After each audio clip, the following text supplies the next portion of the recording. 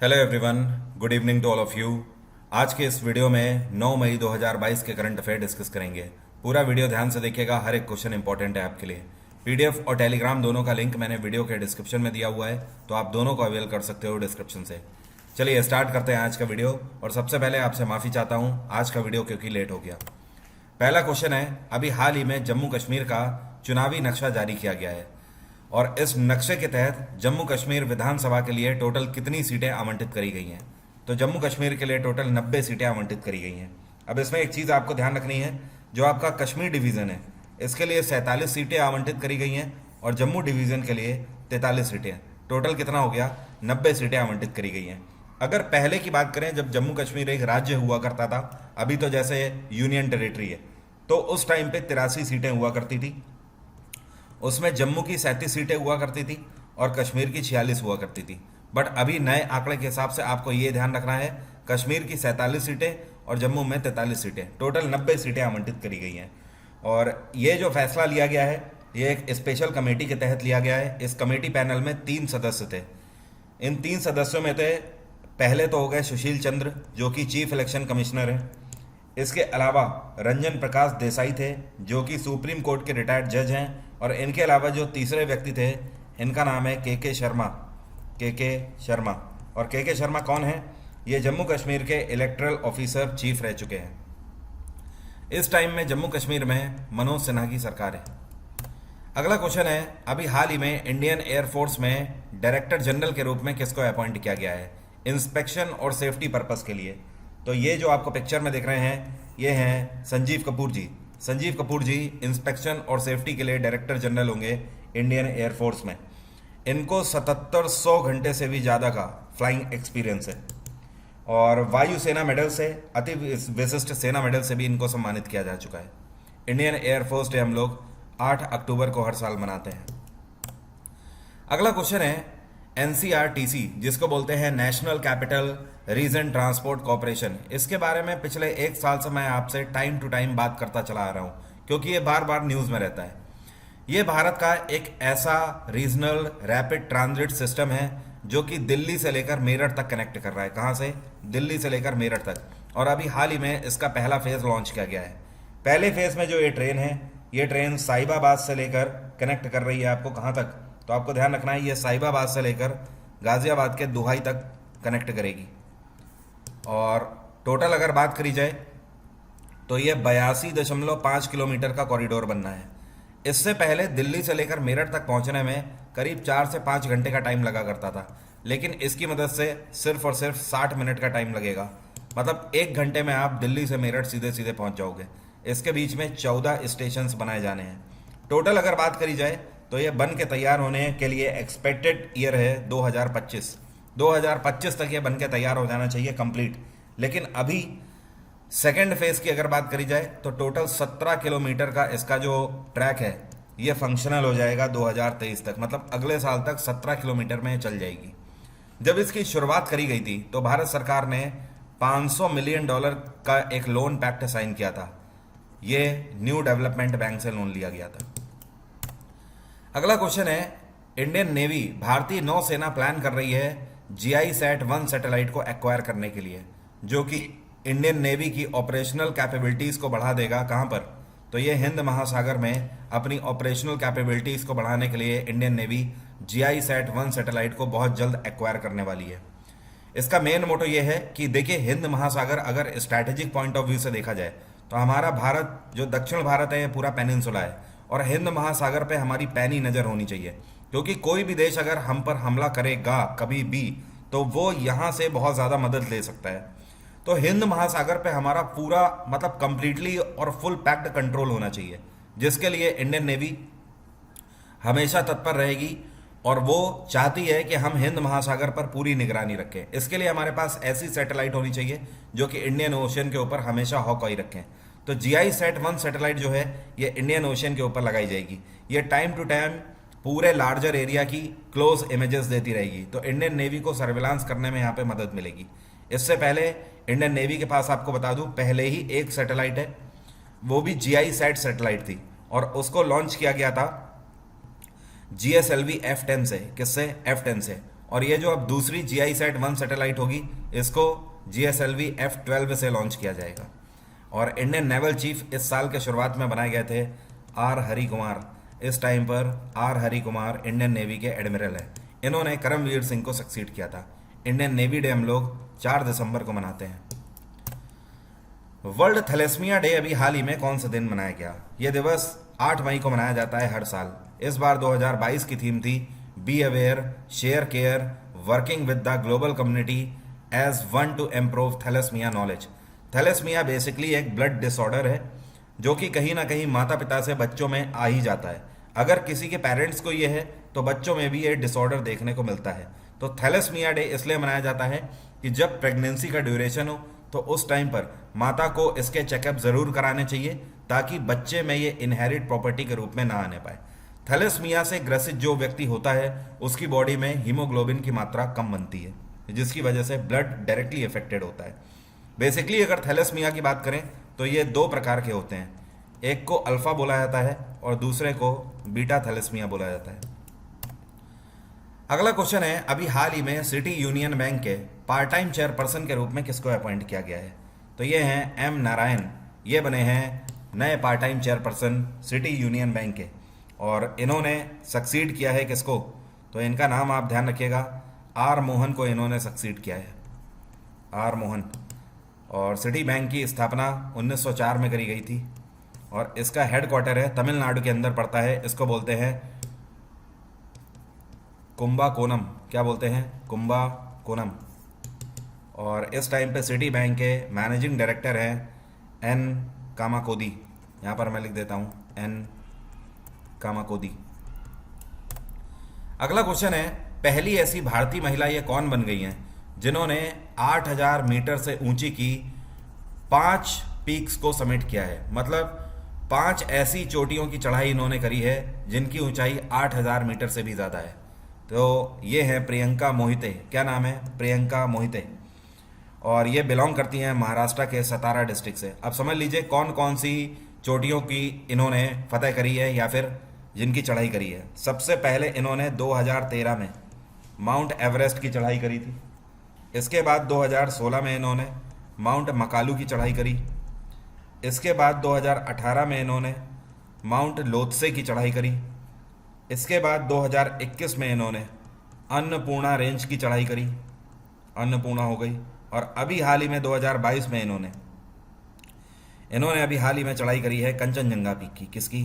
कंचनजंगा।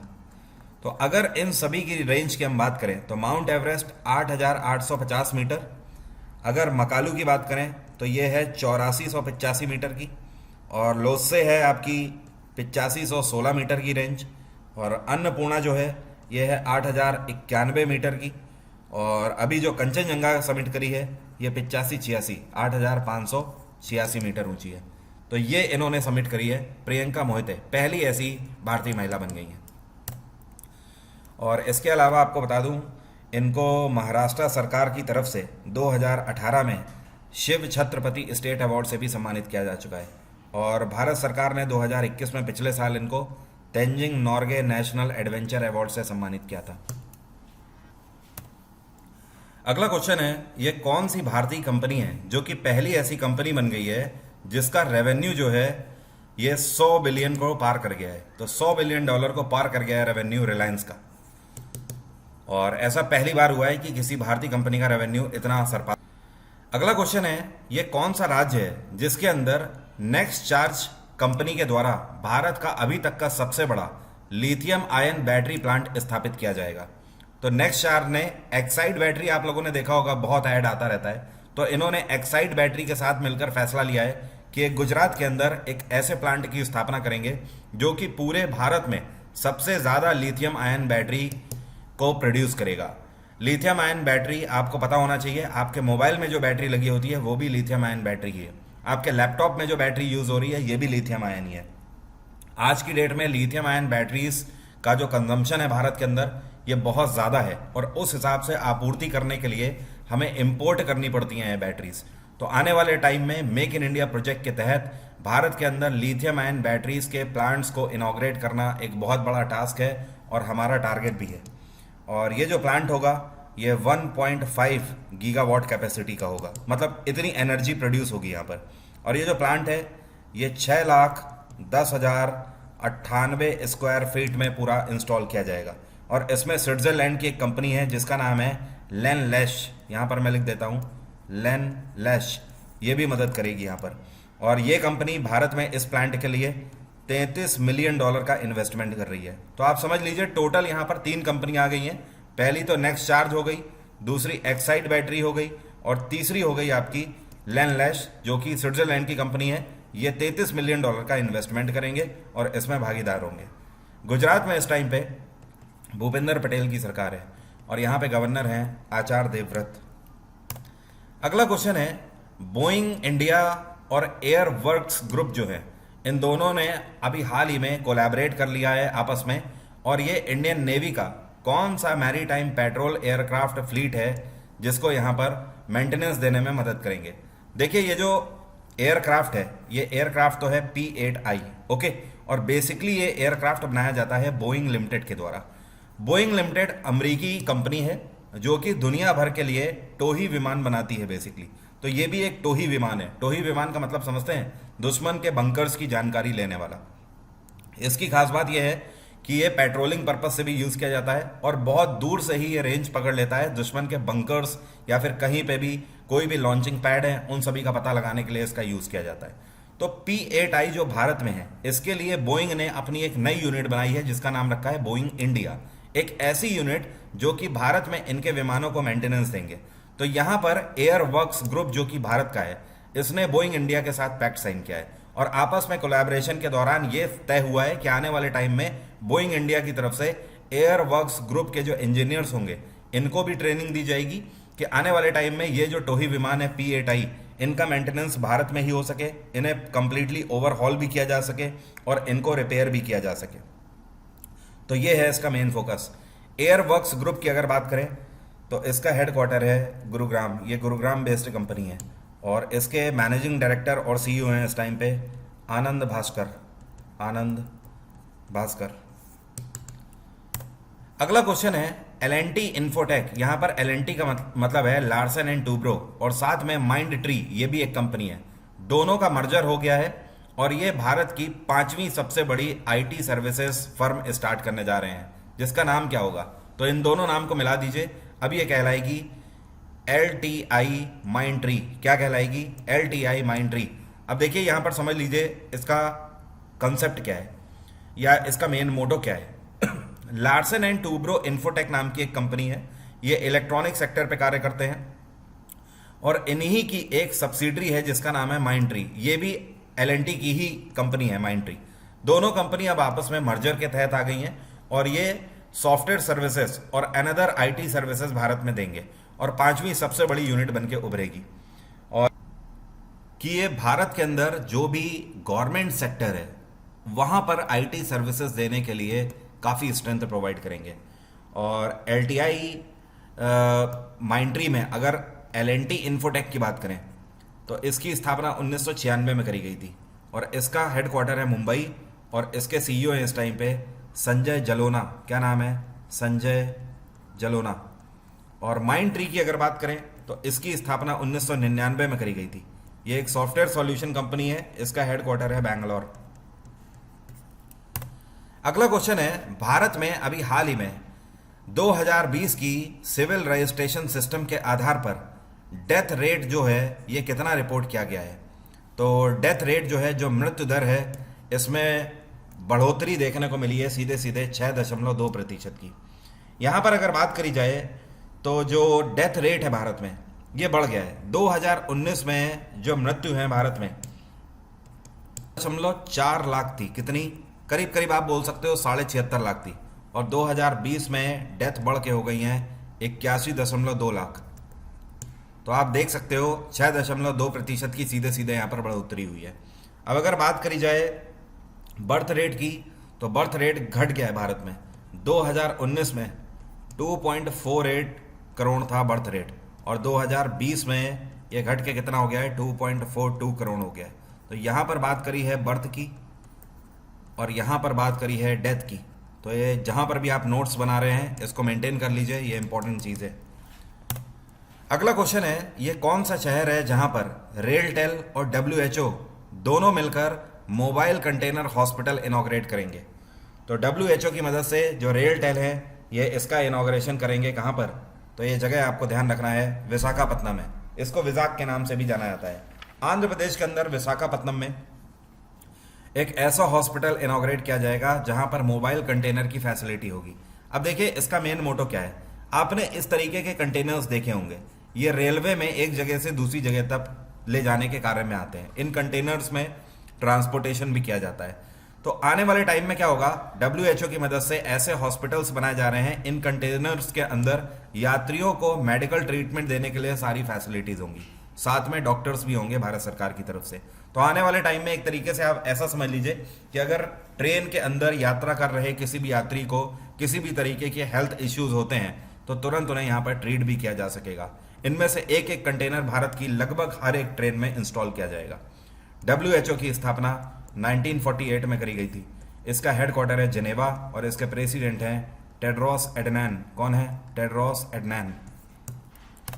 अगला क्वेश्चन है, Asian games 2022 जो होने थे ये किस देश में होने थे, जिनको अभी हाल ही में 2023 के लिए पोस्टपोन कर दिया है। तो एशियन गेम्स 2022 के चाइना के हैंगजू में होने थे, जिनको 2023 के लिए पोस्टपोन कर दिया गया है। कोविड पैंडेमिक की वजह से ऐसा किया गया है। एशियन यूथ गेम का तीसरा संस्करण चाइना के अंदर सैंटो में होना था। कहां पर? सैंटो में। और अगर बात करी जाए वर्ल्ड यूनिवर्सिटी गेम्स की, जो कि होने थे चेंगडू में, चेंगडू, तो इन सभी गेम्स को 2023 के लिए पोस्टपोन कर दिया गया है। ऐसा इस वजह से किया गया है कि चाइना के अंदर जो संघाई है, संघाई से 200 किलोमीटर दूर पर ज़्यादा केसेस देखने को मिल रहे हैं। तो ये जो पर्टिकुलर लोकेशंस हैं ये संघाई से 200 किलोमीटर दूर है और अल्टीमेटली संघाई जो है ये पूरे दुनिया भर में नाम आ रहा है। कोविड केसेस यहाँ पर बहुत ज़्यादा देखने को मिल रहे हैं। चाइनीज़ गवर्नमेंट ने लगातार यहाँ पर लॉकडाउन भी लगा रखा है, जिसकी वजह से ये सारे इवेंट 2023 के लिए पोस्टपोन किए गए हैं। चाइना की कैपिटल है बीजिंग, जापान की कैपिटल टोक्यो, मालदीव्स की कैपिटल माले और इंडोनेशिया की कैपिटल बोर्नियो आइलैंड। और ये बोर्नियो आइलैंड कौन सी जगह पर पड़ता है ज़रा आप मुझे कमेंट बॉक्स में लिखकर बताइए। ये इंडोनेशिया की नई कैपिटल है। अभी हाल ही में टीवीएस मोटर कंपनी के नए मैनेजिंग डायरेक्टर के रूप में किसको अपॉइंट किया गया है? ये हैं सुदर्शन वेणु। कौन है? सुदर्शन वेणु। ये टीवीएस मोटर्स को मैनेजिंग डायरेक्टर के रूप में संभालेंगे। टीवीएस मोटर की स्थापना 1978 में करी गई थी और इसका हेडक्वार्टर है चेन्नई।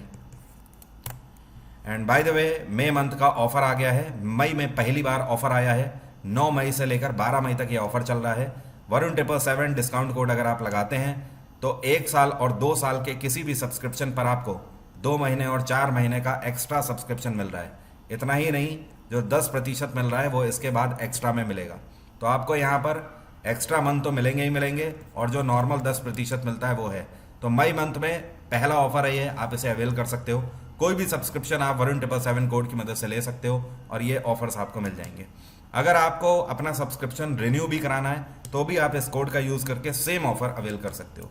तो अभी की बात यहीं तक रहेगी। Bye bye, take care, have a nice day. आपका दिन मंगलमय हो।